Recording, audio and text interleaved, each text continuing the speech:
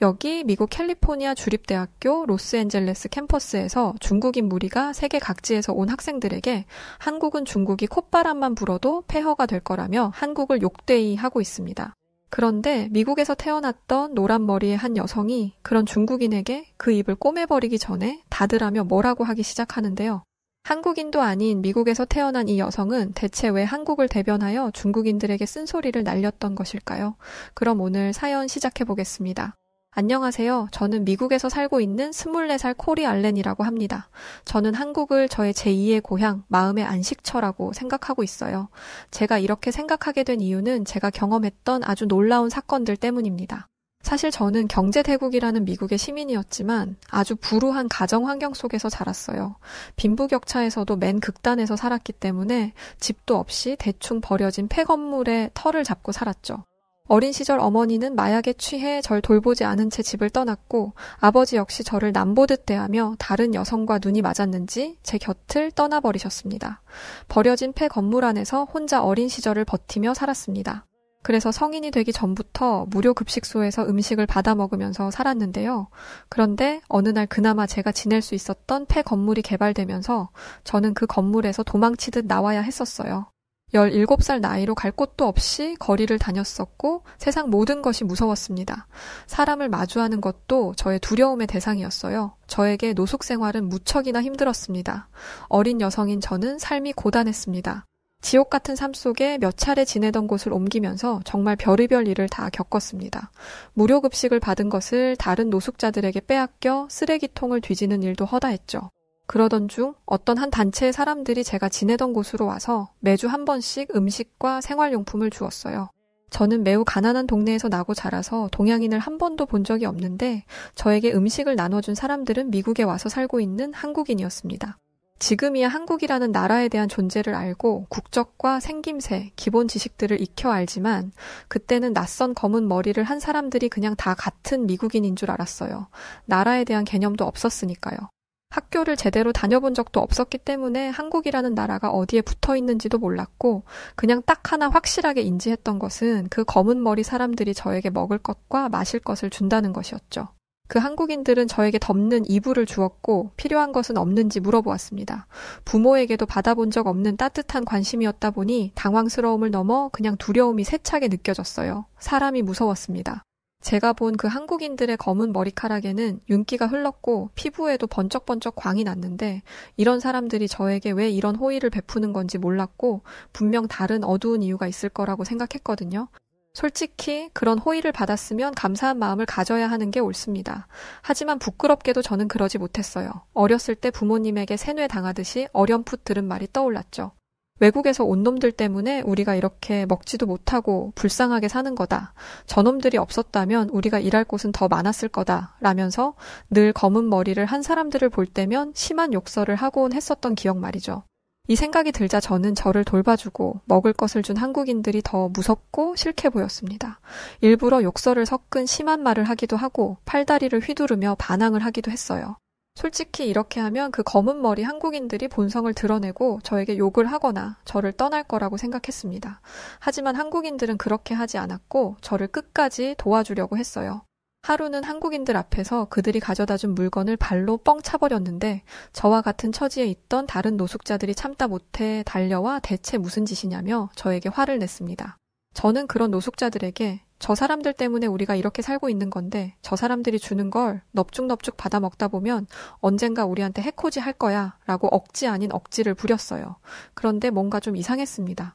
솔직히 저는 제가 이렇게 말하면 다른 노숙자들도 제 말에 동의해 줄 거라고 생각했어요. 그런데 노숙자들은 제 말에 흔들리기는커녕 되려 저를 혼내는 듯한 말을 했습니다. 저분들이 우리에게 얼마나 많은 도움을 주고 있는데 감히 너 같은 게 행패를 부리냐면서 저를 꾸짖었죠. 실제로 그 한국인들은 제가 난동을 피웠음에도 불구하고 끝까지 저를 계속해서 찾아와 도움을 줬습니다. 그러면서 알게 된 건데 이 한국인들이 노숙자들을 도와준 지 정말 오래되었더라고요. 하지만 그럼에도 사람이 무서웠던 저는 그저 그 한국인들의 행동에 이해할 수가 없었을 뿐이었어요. 이렇게 도와줘 봐야 개선의 여지가 없는 노숙자들인데 힘들여 도와주는 이유가 이해가 안 되었죠. 한국인들이 밑빠진 독에 물 붓기를 하는 것이라고 생각했습니다. 그런데 세상을 모르는 멍청이는 저였습니다. 제가 멍청하고 개선의 여지가 없다고 생각했던 저와 비슷한 처지에 있던 사람들의 절반 이상이 학교도 다녔었고, 심지어 어떤 사람은 고학력을 가진 어른도 있었어요. 배움을 갖지 못했던 사람은 저뿐이었습니다. 병원비를 감당하느라 집이 파산돼서 노숙자가 되었거나 여타 다른 이유 때문에 어쩔 수 없이 거리로 내몰린 것이었죠. 사실 저는 제가 살고 있는 미국의 현실을 잘 몰랐습니다. 한국인들은 저보다 더 미국에 대해 잘 알고 있었어요. 그래서 노숙자들을 도왔던 것입니다. 저는 조금씩 한국인들에게 마음을 열게 되었고, 제가 아는 세상이 다가 아니라는 것을 인정하게 되었습니다. 얼마 뒤 제가 한국인들에게 진심으로 감동했던 일이 생겼습니다. 제가 있던 거리에서 매일 밤 총소리가 난 것이죠. 경찰들은 부촌 위주로 순찰을 했고, 이런 동네에서 총소리가 나는 건 흔한 일이라며 순찰 횟수를 몇 번 늘려준 것 외에는 다른 것을 하지 않았습니다. 모두가 두려움에 떨고 있던 때 한국인들이 이 소식을 알게 되었어요. 솔직히 한국인들이 이것까지는 어떻게 해주지 못할 것이라고 생각했습니다. 그런데 그날 밤 한국인들은 자동차를 타고 저희가 있는 곳으로 왔습니다. 해가 뜰 때까지 교대로 동네를 순찰하며 저를 비롯한 어려운 미국인들을 도와주는 역할을 해준 것이죠. 게다가 한국인들이 직접 미국 경찰에 강력하게 항의해준 덕에 매일 총을 쏘는 사람을 검거할 수 있었습니다. 솔직히 먹는 걸 챙겨주는 건 그럴 수 있다고 쳐요. 그런데 이렇게까지 저희를 보호할 이유는 없습니다. 저는 한국인들이 대체 왜 이렇게까지 하는지 진심으로 궁금해졌어요. 그래서 매번 저를 찾아오는 한국인 아주머니에게 물었습니다. 대체 왜 이렇게까지 하는 거냐고 말이죠. 그런데 그 한국인 아주머니의 입에서 나온 말은 저를 포함한 어려운 환경에 있던 어려운 삶을 살던 미국인들을 깜짝 놀라게 만들었습니다. 과거에 한국에서는 6.25 전쟁이라는 게 있었답니다. 많은 미국인들이 그 전쟁에 참전했다고 했었고, 한국인들은 미국을 포함해 6.25 전쟁에 참전해준 군인들에게 큰 감사함을 가지고 있다고 합니다. 한국인들은 미국에서 각각 한인회라는 것을 조직했는데, 이런 한인회에 한 가지 소식이 전해졌다고 하더라고요. 그건 바로 6.25 전쟁에 참전했던 미국 참전 용사들이 노숙자로 거리를 전전하고 있다는 소식이었어요. 처음엔 이 소식이 미국 워싱턴에서 알려졌는데, 이 이야기가 다른 지역으로도 전해지면서 미국에 있는 각 주에 있는 한인회들이 모두 노숙자가 된 6.25 참전 용사들을 살피기 시작했다고 합니다. 자국이라는 미국에서조차 외면받은 참전 용사들이었고, 많은 세월이 지난 옛일에 대해 관심조차 갖지 않았던 미국이었지만, 한국이란 곳은 지난날의 과거를 보듬고 지키고 있던 것입니다. 저는 그래서 저희는 참전 용사도 아니었는데 그분들만 챙기면 되지 왜 관련도 없는 저희를 돕냐고 물어봤습니다. 그러자 한국인 분들은 우리에게 도움을 준 것은 미군이 맞지만 미군을 보내준 미국에도 빚을 지고 있다며, 미국이란 나라가 설령 그들을 외면하더라도 우리나라 한국은 그분들의 용기와 그분들의 희생을 기억하고 있다면서 우리는 우리가 해야 하는 일을 그냥 하고 있는 것일 뿐이라고 말씀하셨습니다. 그런 한국인 분들의 말씀에 이야기를 듣던 어려운 처지의 미국인들은 눈물을 흘렸습니다. 자국인 미국에서 버림받은 사람들이 한국인들의 따뜻한 마음에 어려움을 극복할 수 있었죠. 한국이라는 나라는 얼마나 위대한 국가일까요? 궁금했습니다. 저는 한국인들의 모습을 보면서 정말 많은 것들을 느꼈고, 한순간이라도 한국인 분들이 우리에게 해코지를 할 것이라는 생각을 했던 저의 생각을 반성했어요. 그때 한 한국인 아주머니께서 저에게 다가왔습니다. 어린 소녀가 이런 곳에 방치된 채 있었던 게 마음에 걸리셨는지 저에게 다가와 제 또래 딸을 키우고 있다며 저의 이야기를 물어보셨어요. 쭈뼛대던 저의 어깨에 손을 올리시고는 따뜻한 미소로 제 눈을 바라봐 주셨습니다. 지난날 저의 과거에 대해서 한국인 아주머니께 말씀드렸고, 저의 과거 이야기를 들은 아주머니는 눈물을 흘리시며 저를 꼭 안아주셨습니다. 그리고는 미국에서 사회복지사로 일하고 있는 재미교포 세라 씨를 소개해 주었습니다. 세라 선생님께서는 저를 씻기고 먹여주는 걸로도 모자라 배움을 갖지 못한 저에게 공부까지 시켜주겠다고 하셨어요.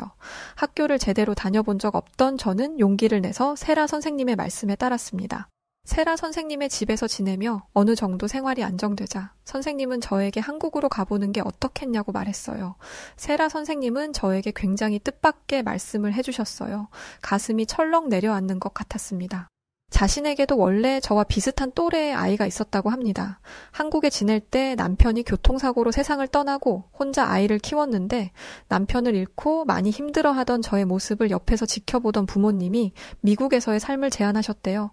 손녀는 우리가 잘 돌보고 고등학교 졸업하면 미국으로 보내겠다며, 미국에 가서 다른 환경에서 살다 보면 마음이 안정이 될 것이라면서 부모님께서 많이 도움을 주셨었다고 합니다. 그런데 정말 충격적인 사건은 여기에서 일어났다고 했었는데요. 바로 세라 선생님의 부모님께서 돌보던 손녀가 아버지를 따라 교통사고로 세상을 떠나게 되었다는 이야기였어요. 그러면서 세라 선생님은 눈물을 보이셨습니다. 자신의 딸을 키워주셨던 세라 선생님의 부모님 분들께서도 많이 힘들어하시고 계신다고 하셨죠. 그러다 지금의 저를 만나게 되었던 것이었고, 한인의 활동이 빈번한 자신이 저를 돌보는 게 부족할까 싶어서 소식을 부모님께 전했다고 합니다. 사실 매일같이 총격 전에 밤이 되면 불량한 사람들이 거리를 판치는 이 미국이라는 도시에서 부모도 없이 어린 소녀가 홀로 지낸다는 것이 매우 위험하다고 생각했다고 합니다. 물론 자신이 돌보면 그만이었겠지만 저를 혼자 두고 집을 비워야 하는 일들이 많았어서 한켠으로 불안한 마음이 늘 있었다고 해요. 그래서 한국에 계신 자신의 부모님께 이 소식을 전했고 세라 선생님의 부모님께서는 하늘에서 보내준 손녀라며 만나게 해달라고 했대요. 이런 이유로 저는 태어나 난생 처음 비행기를 타고 한국이라는 나라에 가게 되었습니다. 당연히 세라 선생님께서 함께 한국에 와주셨었어요. 비행기를 태어나 처음 타봐서 긴장되고 떨렸습니다. 한국에 도착해서 공항에 내렸는데 그때를 회상해보면 제가 꿈을 꾸고 있는 건가 싶을 만큼 한국의 공항은 먼 우주에 있는 다른 행성의 나라 같은 기분을 느꼈습니다. 환하게 밝히고 있는 조명 위로 고개를 높게 들어야 볼 수 있었던 엄청나게 높았던 천장과 반짝반짝 빛이 나던 대리석 바닥, 그리고 사람들의 좋은 향기까지 대체 이게 현실인지조차 모를 만큼 너무 놀랐던 기억이 생생합니다. 늘 미국의 양극화 극단에서 홀로 살아왔던 저에게 한국을 처음 마주했던 순간을 글로 어떻게 표현해야 하는지도 잘 모르겠습니다. 그냥 순백의 천국 같은 기분이었어요. 세라 선생님과 짐을 찾고 공항에 있던 많은 사람들을 보게 되었습니다. 이 공간에 있는 사람들 대부분은 한국인일 거고 직원들도 한국인일 텐데 이 중에는 그 누구도 저희 미국에서처럼 가난해 보이는 사람은 없었습니다. 로비에서 한 노인분들을 만나게 되었는데 세라 선생님의 아버지와 어머님 분들이셨습니다. 제가 아는 한국어라고는 고작해야 세라 선생님께 배운 안녕하세요와 감사합니다가 전부였는데 다행히 할아버지 할머님은 영어를 잘하셨어요. 보자마자 할머님께서는 저를 꼭 안아주시더니 먼 길 고생했다며 인사해 주셨습니다. 할아버지께서도 여기까지 오느라고 수고했다며 환영한다고 말씀해 주셨습니다. 그렇게 저는 세라 선생님과 세라 선생님의 부모님이 지내시고 계신다는 서울로 향하게 되었어요. 그곳에서 보름을 함께 지냈는데요. 어느 날 세라 선생님께서 다시 자신은 미국으로 가야 한다고 하셨어요. 저는 한국에서 할아버지와 할머님의 보살핌을 받으며 한국에 있는 학교에도 다닐 수 있었는데요.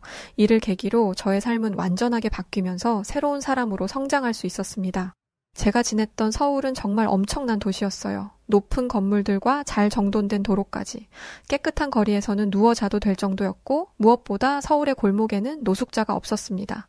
조금 으쓱한 느낌을 풍기는 골목도 위험하지 않았습니다. 제가 홀로 미국에서 지낼 때는 어디를 다녀도 늘 낯선 사람들에게서 많은 위협을 받았었어요.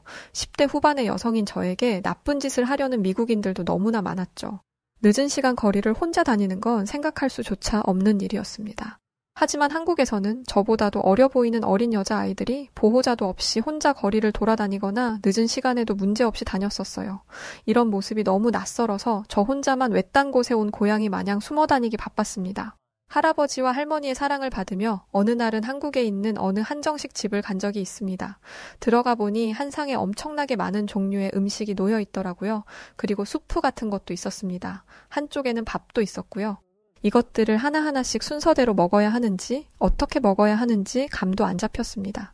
물론 미국에서 한국인 아주머니 분들께서 해주신 한국 음식을 먹어본 적은 있었지만 이렇게 종류가 다양할 줄은 상상하지 못했습니다. 할아버지께서 얼른 먹으라고 하셔서 수프를 떠먹었는데 너무 맛있었어요. 고기 같은 게 들어가 있고 희면서 투명한 무언가가 섞여 있는데 정말 너무 맛있었습니다. 할아버지는 따뜻한 미소를 저에게 보여주시면서 이건 한국에서 뭇국이라고 하는 거라고 말씀해 주셨는데요. 몸에 아주 좋은 국물이라면서 이야기해 주셨어요. 제 옆에 계시던 할머님은 계속해서 반찬을 시키셨습니다. 저는 제가 태어난 미국보다 한국이 더 부자 나라라고 생각했어요. 제가 태어나 미국에서 본 거라곤 어두운 한림가와 욕설, 폐건물들과 경찰 사이렌 소리밖에 기억나지 않으니까요. 당연히 한국이 음식도 비쌀 것처럼 느꼈습니다. 그런데 할머님은 저 먹으라고 계속 반찬들을 새로 주문하셨던 거죠. 할머님과 할아버님께 부담을 드리고 싶지 않아서 이걸로도 충분하다고 말씀드렸었는데요. 할머님께서는 한국에선 이런 반찬이 모두 무료라고 했었습니다. 이렇게 훌륭한 반찬들이 무료라니 전 너무 놀랬었어요. 미국에선 물조차도 돈을 내고 사 먹어야 할 정도인데 그때 당시에 진짜 속으로 너무 놀랬었어요. 뭐 지금이야 거의 한국인이 다 돼서 익숙하지만 말이죠. 할아버님과 할머님께서는 저를 친 손녀처럼 아껴주셨습니다. 평일이면 늘 학교에 갈 수 있게 준비물도 챙겨주셨고 학교를 마치고 오면 할머님은 맛있는 간식도 만들어주시고는 하셨어요. 그러던 어느 날이었죠. 미국에서 한국으로 오면서 제 삶이 바뀌었던 것처럼 제 삶이 또 한 번 변화를 맞게 되는 순간을 마주하게 되었습니다. 햇살이 기분 좋게 내리쬐는 주말이었어요. 저는 할아버님과 할머님의 손을 잡고 서울에 있는 경복궁을 가게 된 적이 있습니다. 두 분께서는 한국의 전통 문화들도 배워야 한다며 과거에 왕이 살았다던 경복궁에 데려가 주셨는데요. 도심 속 가운데 자리 잡고 있던 과거 한국의 궁이었다는 경복궁의 모습은 정말 이색적이었고 새로운 심장 떨림이었습니다. 또한 그곳에서 저는 처음 한복이라는 의류를 만나게 되었습니다. 곱디 고운 파스텔 톤의 색상을 가졌던 한복은 저에게 정말 충격 그 자체였는데요. 한복을 입혀주신 할머님께서 제 모습을 보시더니 너무 예쁘다면서 제 볼에 뽀뽀해 주시고 할아버님께서는 연신 사진을 찍어 주셨었어요. 그때였을 거예요. 한 동양인 무리가 한복 체험하는 가게에 들어왔었습니다. 처음 들어보는 언어를 사용하던 그들은 한복을 손가락으로 가리키며 화가 난 것인지 따지는 모습으로 언성을 높였었죠. 알고 보니 그들은 중국에서 온 여행객들이었고 경복궁에 온 김에 한복 체험을 해보자는 일행과 싫다던 일행이 가게에서 언쟁을 벌였던 거였습니다. 굉장히 가게 안은 시끄러웠어요. 가게 주인이 말리면서 소란 피우지 말고 나가라고 하는데도 언쟁은 계속되었었습니다. 할아버님과 할머님은 저를 보호하시면서 밖으로 얼른 나가자며 그 중국인들을 피해 자리를 옮겼는데요. 중국인들의 몸부림에 저희 할머님께서 밀쳐져서는 넘어지게 된 것이었어요. 할아버님은 그런 할머님을 부축했고 저는 너무 화가 나서 영어로 막 뭐라고 했었죠. 그랬더니 그 중국인들은 저에게 손가락질을 하면서 뭐라고 하더라고요. 할아버님께서는 제가 봉변이라도 당할까봐 얼른 제 앞을 막아서더니 고개를 숙이시며 사과를 하시더니 할머님과 저를 데리고 가게 밖으로 나오셨습니다. 할아버님께 우리가 잘못한 것도 없는데 왜 고개를 숙이시냐면서 그때 처음 때를 피웠었어요. 그때 할머님께서 제 등을 토닥이시더니 다 지나갈 일들이니 노여워 말라고 다독여 주셨습니다. 그때 이를 계기로 한국의 과거 역사를 배우는 것에 흥미를 가지게 되었고 한복의 아름다움을 알았으며 다른 국가들의 역사와 중국이라는 나라에 대해서도 알게 되었었죠. 시간은 흐르고 저는 한국의 고등학교에서 졸업을 하고 이제 대학을 앞두게 되는 나이가 되었습니다. 할아버님과 할머님은 저에게 한글은 물론 영어도 가르쳐 주셨었어요. 알고 보니 할아버님과 할머님은 지난날 미국에 사셨던 적이 있더라고요. 누구보다 저는 이 두 분께 따뜻한 보살핌과 가르침을 받으며 올바르게 성장했습니다. 하지만 두 분께서는 어느 날 저를 불러 이런 이야기를 하셨습니다. 이제 대학을 가야 하는 나이가 되었다며 세라에게 이야기를 해뒀다면서 미국에 있는 대학에 가게 될 것이라는 이야기였죠. 그 말씀에 사실 저는 당시에 너무 서운했었어요. 할아버님과 할머님과 헤어지고 싶지 않았었거든요. 저는 두 분께 그냥 한국에 있는 대학에 가면 안 되겠냐고 말씀드렸지만 제 손을 꼭 잡은 할머님께서 우리도 이제 많이 늙었고 시골에 가서 살려고 한다고 하셨어요. 미국은 큰 나라라면서 더 큰 꿈을 가지라고 말씀하셨습니다. 그렇게 저는 한국을 떠나게 되었어요. 공항에서 할아버님과 할머님의 마지막 인사를 해야 할 때 그때 정말 얼마나 울었었는지 태어나 그렇게 슬피 울어본 적이 없을 만큼 많이 울었습니다. 그리고 할머님께서 저를 꼭 껴안고 저에게 했던 이야기는 지금까지도 잊혀지지 않습니다. 우리 손녀, 다시 태어나 곁에 와주어서 고맙구나 라는 말씀이셨습니다. 할아버님과 할머님은 저에게 있어 부모님 그걸 넘어서는 분들이십니다. 제가 저의 목숨을 내놓고라도 지키고 싶은 분들이에요. 미국으로 향하는 비행기에서 저는 굳게 다짐했어요. 우리 할아버지 할머니를 위해 훌륭한 어른 되겠다 말입니다. 미국에 도착하고 다시 만난 세라 선생님과 다른 한국인 분들, 그리고 함께 지냈었던 미국의 어려운 처지에 있던 분들, 모두가 저를 보고는 완전히 다른 사람이 온 줄 알았다고 해요. 그럴 만도 했겠죠. 잘 먹지도 못해 깡 말랐었고 잘 씻지도 못해 거무잡잡했던 제가 하얀 피부에 살도 포동포동 올랐었으니 말입니다. 이 모든 게 저를 친손녀처럼 보살펴 주었던 우리 할아버님과 할머님 덕분이었습니다. 그렇게 저는 미국에 있는 캘리포니아 주립대학교 로스앤젤레스 캠퍼스에서 대학 생활을 시작했습니다. 대학교에는 다양한 국적을 가진 친구들이 많이 있었어요. 그 중에는 당연하게 한국인들도 있었죠. 영국에서 온 친구들도 있었고 한국과 같은 아시아계에서 온 일본인과 중국인 학생들도 많이 있었습니다. 어느 날 대학에서 교수님을 비롯한 학생들이 자유롭게 토론하는 시간이 있었습니다. 그런데 여기서 저는 너무 뜻밖의 행동을 하는 학생들 무리를 보게 되었는데요. 그 학생들은 중국에서 온 학생들이었어요. 토론하는 시간에 갑자기 자신들 중국의 역사에 대해 주구장창 늘어놓기 시작하는 겁니다. 처음에야 자신들의 나라 역사에 대해 이야기하는 것이라 생각했는데 듣다 보니 화가 너무 나는 거였죠. 왜 그랬냐면 가만히 있는 한국을 뜬금없이 언급하더니 한국이 엄청난 후진국이라는 둥, 먹을 것이 없어 거지들이 지천에 널렸다는 둥, 중국이 콧바람만 불어도 한국은 폐허가 될 거라는 등의 듣기 힘든 말들을 쏟아냈기 때문입니다. 그것까지도 참아냈는데 이 말은 도저히 참기 힘들더라고요. 글쎄 한국은 결혼하고 애를 낳지 않아서 한국에 가면 경제성장에 단 하나도 도움이 되지 않는 늙은이들만 수두룩하다는 말이었죠. 순간적으로 저는 너무 욱해서 자리를 박차고 일어나 말인지 된장인지 구분도 못하고 떠들어대는 그 중국인 학생에게 소리치면서 이야기했습니다. 당신 같은 것들이 한국에 대해 뭘 안다고 입을 놀리냐면서 화를 냈습니다. 제가 큰 소리로 받아치니 그 중국인 학생은 아니 너처럼 경제대국의 미국인이 뭐 하려고 한국을 두둔하는 거냐면서 제 행동을 이해하지 못하겠다는 반응을 보이더군요. 저는 그 중국인 학생에게 그 입을 꼬매버리기 전에 닫으라고 말하고는 중국이 수십 년간 한국을 침략했던 일들을 나는 다 알고 있다고 말했고 당신들이 한국을 침략하고 몹쓸 짓을 하며 다른 나라의 지적재산권을 훔치고 똑같이 베끼고 있을 시절에도 한국은 한국에서 벌어진 모진 일들을 모두 이겨냈고 전 세계에서 가장 빠른 시간에 경제대국으로 성장한 선진국이라고 말했습니다. 12억 명이라는 인구가 고작해야 짜퉁 천국 메이드 인 차이나를 만들었을 뿐이지만 한국은 단 5천만 명의 인구가 IT 강국, 문화 강국이라 불리며 최고라는 소리를 듣는 메이드 인 코리아를 만들었다고 말했습니다. 주변에 있던 많은 타국의 학생들은 제 말에 동의하면서 박수를 쳐줬고 중국인 학생은 기가 죽은 듯 자리에 조용히 앉더군요. 그 모습을 보고 저는 그 중국인에게 마지막으로 한마디를 던지고 강의실을 나왔습니다. 나는 미국인이 아니라 한국인이다 라고 말이죠. 방학이 되고 저는 세라 선생님과 함께 한국에 있는 우리 할아버님과 할머님을 만나러 다시 비행기에 올랐습니다. 우리 할아버님과 할머님 드리려고 이것저것 선물도 잔뜩 사서 말입니다. 빨리 두 분을 보고 싶어 안달이 날 지경이었어요. 시골로 내려가신 할아버님과 할머님이 계시는 경상북도 안동으로 발걸음을 재촉했습니다. 그렇게 다시 만난 두 분은 저를 보시자마자 버선발로 나와 저를 안아주셨고 할머님은 우리 손녀 왔냐면서 제 엉덩이를 토닥여 주셨답니다. 그날 저녁 할머님은 닭 한 마리를 넣어 푹 끓여서 수제비를 만들어 주셨는데요. 진짜 얼마나 맛있던지 한 그릇을 뚝딱 먹고 두 그릇째는 두 분께서 재배하신 배추로 만든 김치를 넣어 정말 배 터지게 먹었습니다. 그리고 늦은 밤 할머님 품에서 꼭 껴안고 자다가 소변이 마려워 잠시 마당으로 나갔는데 깊은 밤하늘에 떠있는 달을 보고는 한참을 서 있었어요. 지난날 저의 옛일들이 머릿속에 주마등처럼 흘러 지나갔었습니다. 이 얼마나 감사한 인생인가요? 어린 시절 저를 도와주었던 한국인 분들과 세미 선생님, 그리고 우리 할아버님과 할머님까지 저는 남들처럼 평범하게 태어나지 못했지만 한국인 분들 덕분에 더 가치 있는 삶을 살 수 있었습니다. 앞으로 더 열심히 살아보려고 합니다.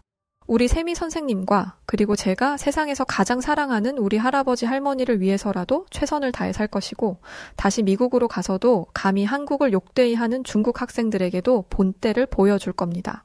근데 저 정말 복받은 사람 아닌가요? 제 사연을 들어주셔서 정말 고맙습니다. 그리고 한국에 계신 모든 분들께 진심으로 깊게 마음을 다해 감사하다는 말씀 전합니다. 네, 오늘 사연은 여기까지입니다. 와, 정말 너무 감동적이라서 팔에 닭살이 돋더라고요.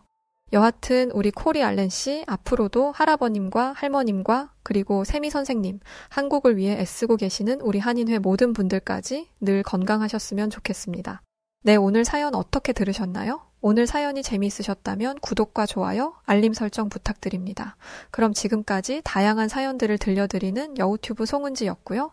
영상 끝까지 시청해주신 모든 분들 고맙습니다. 감사합니다.